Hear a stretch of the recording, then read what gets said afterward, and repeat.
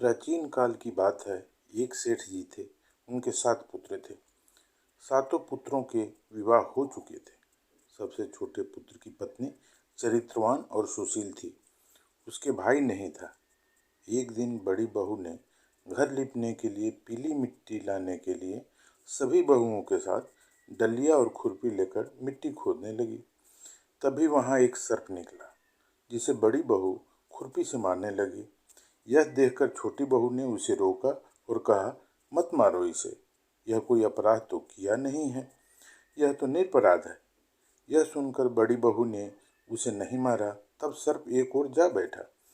तब छोटी बहू ने उससे कहा, हम अभी लौट कर आते हैं, तुम यहाँ से जाना मत। यह कहकर वह सबके साथ मिट्टी लेकर घर चली गई और वहाँ काम में फंसकर सर्प से जो वादा किया था उसे भूल गई। उसे दूसरे दिन वह बात याद आई, तो सबको साथ लेकर वहां पहुंची और सर्प को उस स्थान पर बैठा देखकर बोली, सर्प भैया नमस्कार।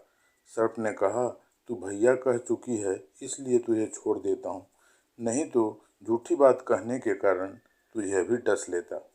वह बोली, भैया मुझसे भूल हो गई, उसकी क्षमा मांगती हूँ। तब सर्प बोला, अच्छा तू आज से मेरी बहन हुई और मैं तेरा भाई हुआ, तुझे जो मांगना हो मांग ले। वह बोली, भैया मेरा कोई नहीं है, अच्छा हुआ जो तू मेरा भाई बन गया।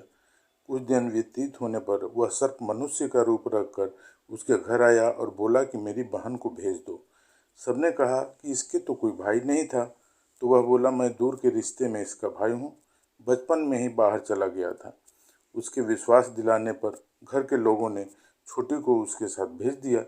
उसने रास्ते में बताया कि बहन मैं वही सर्प हूँ, इसलिए तू डरना नहीं और जहाँ चलने में कठिनाई हो वहाँ मेरी पूँछ पकड़ लेना। उसने सर्प के कहे अनुसार ही किया और इस प्रकार वह उसके घर पहुँच गई। वहाँ के धन संपत्ति को देखकर वह चकित हो गई। एक दिन सर्प की माँ ने उससे कहा, मैं एक काम से बाहर जा रही हूँ, तू अपने भाई को ठंडा दूध पिला देना।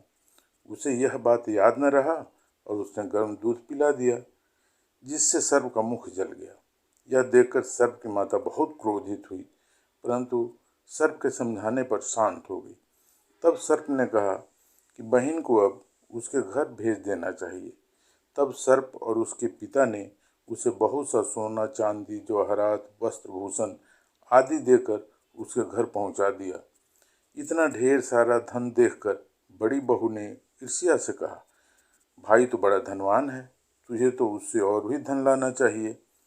सर्प ने यह वचन सुना तो सब वस्तुएं सोने की लाकर दे दी। यह देखकर बड़ी बहू ने कहा, इसे तो झाड़ू भी सोने की होनी चाहिए। तब सर्प ने झाड़ू भी सोने की लाकर दे दी। सर्प ने छोटी बहू को हीरे का एक हार दिया था। उसकी प्रशंसा उस देश की रानी ने भी सुनी और वह राजा से बोली कि सेठ की छोटी बहू का हार यहाँ आना चाहिए। राजा ने मंत्री को हुक्म दिया कि उससे वह हार लेकर शीघ्र उपस्थित हो।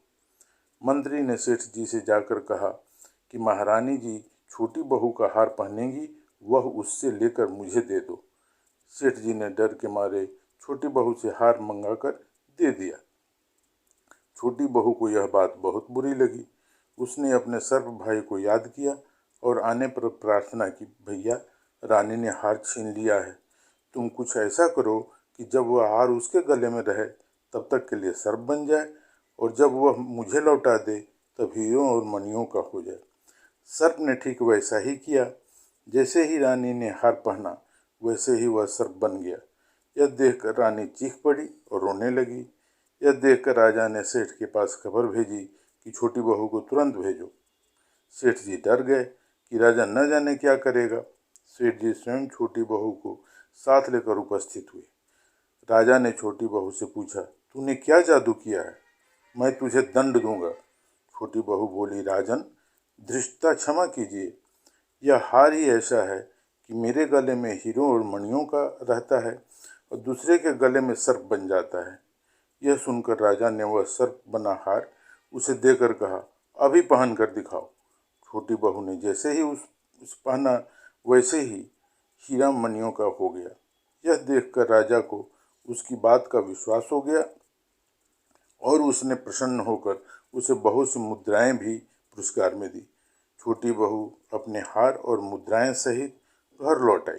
उसके धन को देखकर बड़ी बहू ने ईर्ष्या के कारण उसके पति को सिखाया कि छोटी बहू के पास कहीं से धन आया है। यह सुनकर उसके पति ने अपनी पत्नी को बुलाकर कहा, ठीक ठीक बता, यह धन तुझे कौन देता है। तब वह सर्प को याद करने लगी। तब उसी समय सर्प ने प्रकट होकर कहा, यदि मेरी धर्म बहन के आचरण पर संदेह प्रकट करेगा तो मैं उसे खा लूँगा। यह सुनकर छोटी बहू का पति बहुत प्रसन्न हुआ और उसने सर्प देवता का बड़ा सत्कार किया। उसी दिन से नाग पंचमी का त्यौहार मनाया जाता है और स्त्रियां सर्प को भाई मानकर उसकी पूजा करती हैं। आपको यह कहानी कैसी लगी, कमेंट करके ज़रूर बताइएगा। अगर अच्छी लगी हो तो इस वीडियो को लाइक और शेयर करें और साथ ही साथ हमारे चैनल @ज्ञानगंगा 189 को सब्सक्राइब करके बेल आइकन को दबाना नहीं भूलें। तो मिलते हैं किसी दूसरी कहानी के साथ किसी और वीडियो में। धन्यवाद।